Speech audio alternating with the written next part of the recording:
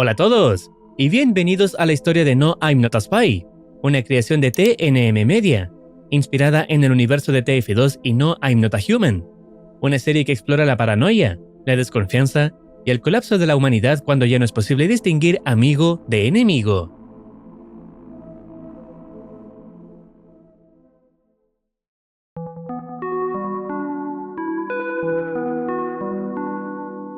La historia comienza con un mensaje de emergencia en televisión. Un médico advierte que la actividad solar pronto va a superar niveles seguros, por lo que se recomienda almacenar comida y evitar salir durante el día. Si todo resulta bien, en una semana debería disminuir. Luego vemos al protagonista, aún sin conocer su identidad, en su casa por la noche, recibiendo la visita de su vecino Angie. Como la hermana de su esposa irá a su hogar, pide quedarse allí un rato. El protagonista acepta, aunque decide irse a dormir y dejar la conversación para el día siguiente. A la mañana siguiente aparece otro anuncio. El gobierno alerta sobre entidades que parecen humanas, siendo posiblemente spies infiltrados, reconocibles por tener dientes perfectos. La orden es simple: no dejar entrar a nadie. Más tarde, el protagonista comparte una cerveza con Angie y luego descansa. Al despertar ya es de noche, y la hija de Angie llega para buscarlo. Ambos se marchan, dejándolo solo otra vez. Poco después, se presenta un hombre con una bolsa en la cabeza, cuya silueta recuerda a un spy. Explica que ahora la gente vive de noche y duerme de día, mientras Manco no dice nada, y pide entrar porque su esposa lo echó. Recordando la advertencia, el protagonista le pregunta si es un infiltrado. El sujeto lo niega, aunque dice entender la desconfianza por parte de Red y Blue, y finalmente se retira. Acto seguido, llega un heavy sospechoso. Hey, listen, do you have a sandwich? I am very hungry. I haven't eaten for 2 hours. Please. El heavy asegura que no es peligroso y que teme morir de hambre, pues lleva horas sin comer, por lo que el protagonista decide dejarlo entrar. Poco después, aparece un spy preguntando si está solo. Al oír que no, advierte que mientras el mundo siga en manos de los dos perros hermanos, las máquinas vendrán a reemplazarlos, y luego se retira, y el protagonista vuelve a dormir. Queda claro que ese spy es una entidad hostil, y considerando que puede adoptar otras apariencias, el heavy ahora también podría ser un riesgo. A la mañana siguiente hay un nuevo comunicado. Redmond y Plutarch declaran una tregua durante la emergencia, y los científicos confirman que los spies se infiltran en casas haciéndose pasar por otras personas. A los dientes perfectos se suma otra señal: manos manchadas de sangre. Con esto en mente, el protagonista revisa al heavy. El vómito proviene de un sándwich en mal estado. Sus manos están limpias y explica que se muerde las uñas por hambre. Además, su dentadura no coincide con la del anuncio, por lo que queda descartado como infiltrado. Al llegar la noche, aparece otra alerta. Buford entra en cuarentena. Varios pyros han enloquecido e incendiado viviendas, y algunos ya fueron detenidos. También se advierte que las entidades atacan con mayor facilidad cuando alguien está solo, dando sentido a la pregunta del spy anterior. Tras escuchar esto, el protagonista mira por la ventana y ve la casa de su vecino en llamas, esperando que haya sobrevivido. Poco después, golpean la puerta. El protagonista ve a 3 pyros por la ventana, y a un médico alto esperando afuera. Este asegura que los pyros no son una amenaza, advierte que el sol podría matarlo al amanecer y explica que intentaban atender el incendio del vecino. Los pyro intentaron hacerle un chequeo, aunque su equipo falló. Aún así, al protagonista le resulta extraña su voz. Many people tell me this. I am actually a doctor and have seen a lot. Maybe that's why. Sorry if I scared you, I can leave. Pese a la duda, decide dejarlo entrar al escuchar que es un médico. Luego aparece un pyro preguntando si está solo, con la silueta muy similar a la del spy previo, pero el protagonista no lo nota y le da refugio. Más tarde llega un robot que afirma reconocer a las entidades, sin embargo es expulsado, con el protagonista diciendo que no necesita ayuda. Después de todo, el protagonista se va a dormir. A la mañana siguiente surge otro anuncio. El sol alcanzará su punto máximo en 2 días y luego disminuirá, pero cuando mencionan posibles fallas en las comunicaciones, la señal se corta. Al ir a la sala, solo encuentra al pyro junto a bolsas que huelen a carne podrida. Dice que el heavy se fue y que desconoce el contenido de las bolsas. Cuando intenta hacerle una revisión al Pyro, se niega alegando que no puede quitarse máscara ni guantes, solo por ser un Pyro. Sin actuar aún, el protagonista habla con el médico en otra habitación. Este confirma que el heavy pensaba marcharse.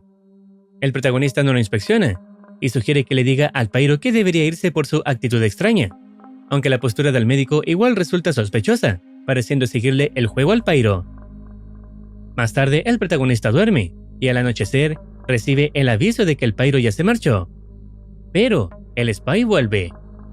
Afirma que lo abandonaron y pregunta otra vez si está solo, y al saber que sigue con el médico, admite haber cometido errores e irrumpe para matarlo. And now it seems, my dear friend, it's time we got to know you.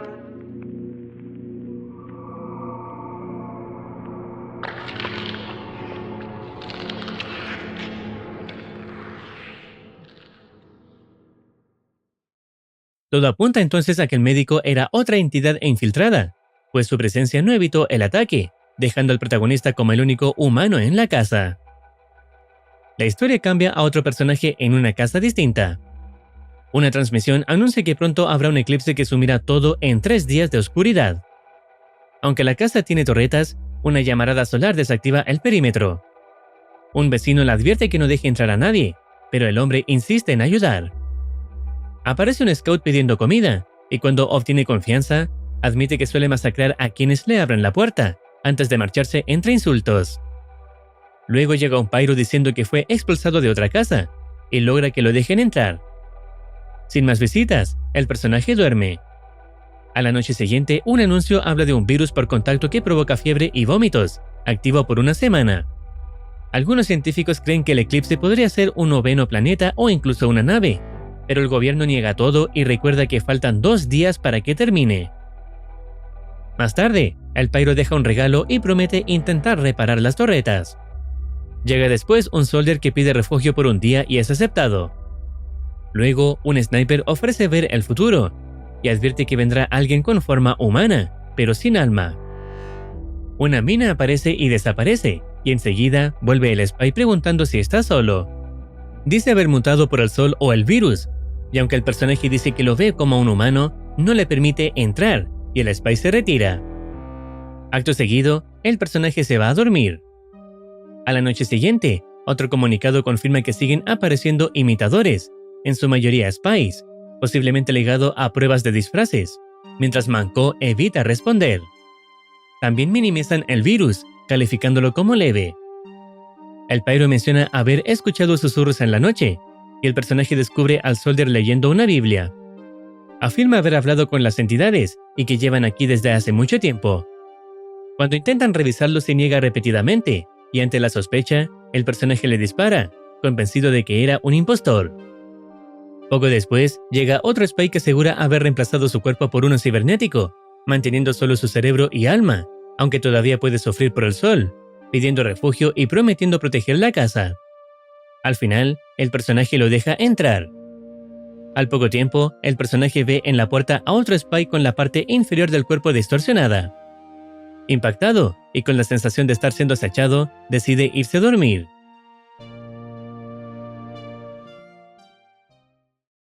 El siguiente anuncio confirma que el eclipse terminó.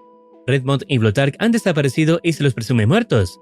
Ya existen reemplazos y el confinamiento continúa. El Pyro duerme mientras el Cyber Spy elimina el cuerpo del Soldier, aclarando que al Pyro no le agradó lo ocurrido, aunque aún así permaneció en la casa. Por radio informan que tropas militares se dirigen a la ciudad, pero aunque en televisión dicen que todo acabó, el eclipse sigue siendo visible. En la puerta aparece un sniper pidiendo una venda, y el personaje le ofrece también agua y descanso.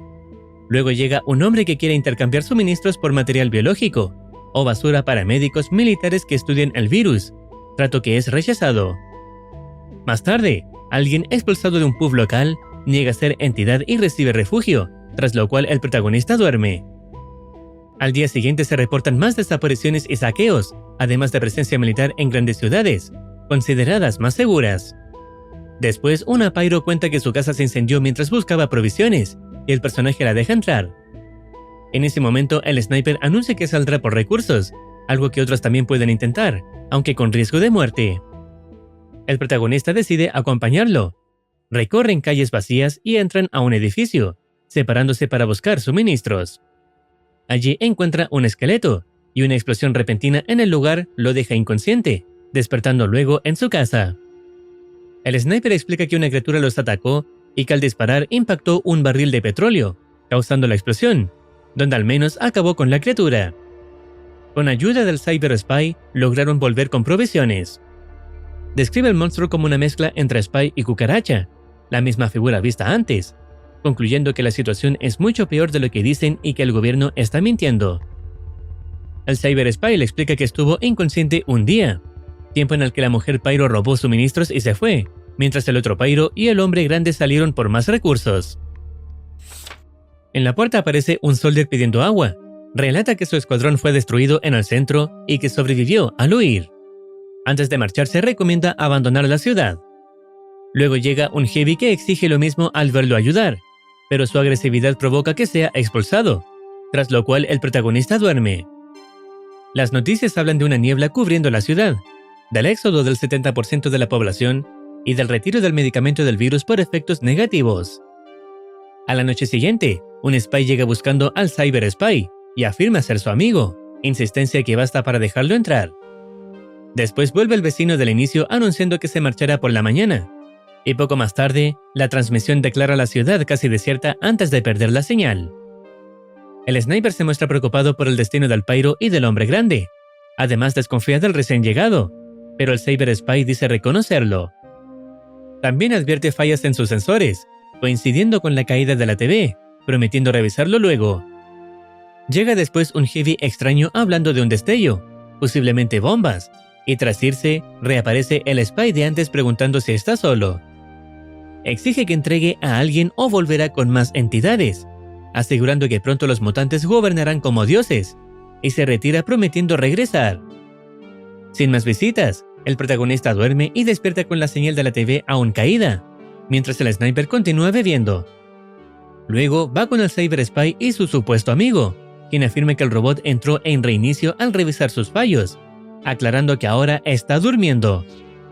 El protagonista no le cree y pide al sniper interrogarlo, aunque repite la misma versión, por lo que sigue resultando sospechoso, pero deciden esperar antes de usar la fuerza. Poco después llega un médico, antiguo miembro del culto de arquitectos y aparentemente el único sobreviviente, tras un incidente que acabó con los demás. Revela que se lanzaron bombas contra la vida biológica, dejando intactas las estructuras, lo que explicaría el estado del Heavy previo, y se le permite entrar a cambio de más información.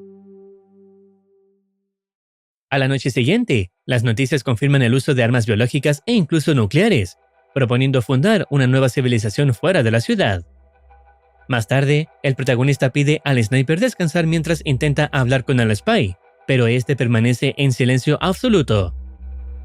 Luego intenta dormir, aunque la lluvia intensa lo obliga a levantarse e ir a ver al médico, quien también sigue despierto. El médico le cuenta que estudió textos antiguos, y que estos desastres serían reinicios cíclicos de la civilización repetidos por miles de años. Aunque le interesa, el protagonista decide dejar la charla para después e intenta dormir. No obstante, un ruido lo despierta. Al buscar al sniper, descubre que se durmió y que el spy escapó, y molesto, le ordena al menos vigilar la entrada, mientras el sniper promete salir luego a buscarlo. Entonces la transmisión emite un mensaje definitivo. El viejo mundo ha caído, las ciudades son ruinas, no quedan gobiernos ni salvadores, las leyes murieron con quienes las mantenían. Ahora solo queda sobrevivir, los débiles caerán y los fuertes prevalecerán. No es una amenaza, es el nuevo orden. Tras esto, el protagonista empieza a sentirse mal. En la puerta, aparece un soldier delirante, culpándolo por todo. Regresa también el spy que pedía que entregara a alguien, y ante la negativa, asegura saber que está enfermo y advierte que nada lo salvará antes de marcharse. Más tarde, el protagonista ve al sniper hablándole al cuerpo del Cyber Spy, prometiendo arreglar la situación, claramente sin recibir respuesta. Al final, el personaje vuelve a la cama, donde ocurre lo siguiente. I have decided that you are worthy of freedom. Salvation awaits you.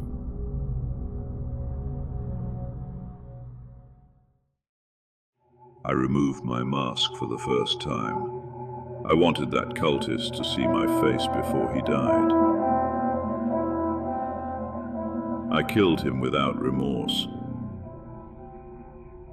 Do we all want to die like heroes or peacefully in our own beds?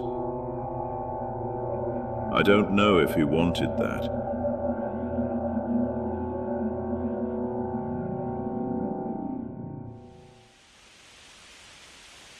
In any case, he was a good engineer.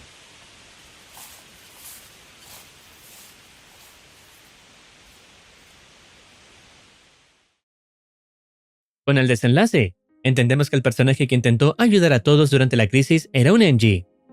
Alguien que abrió su casa, ofreció refugio y buscó mantener cierta humanidad en medio del colapso. Pero en un mundo dominado por la paranoia, la imitación y la mentira, la bondad se convierte en debilidad. Cada puerta que abrió aumentó el riesgo. Cada acto de confianza lo dejó más expuesto. El culto, las entidades y hasta los propios sobrevivientes ya no pensaban en convivir, sino en resistir a cualquier costo. Y al final, quien quiso salvar a otros terminó necesitando ser salvado. La tragedia de Engie no fue no ver el peligro, fue seguir creyendo en las personas cuando el mundo ya había dejado de ser humano. A veces, el verdadero peligro no es el enemigo, sino nuestra necesidad de confiar. Y hasta aquí estaría llegando la serie, cerrando el destino de Engie, pero dejando claro que la pesadilla está lejos de terminar. Si deseas opinar algo o recomendar alguna serie, no dudes en comentar. No olvides activar campanita para estar al tanto de nuevas actualizaciones. Cuídense, los quiere Muarcitine.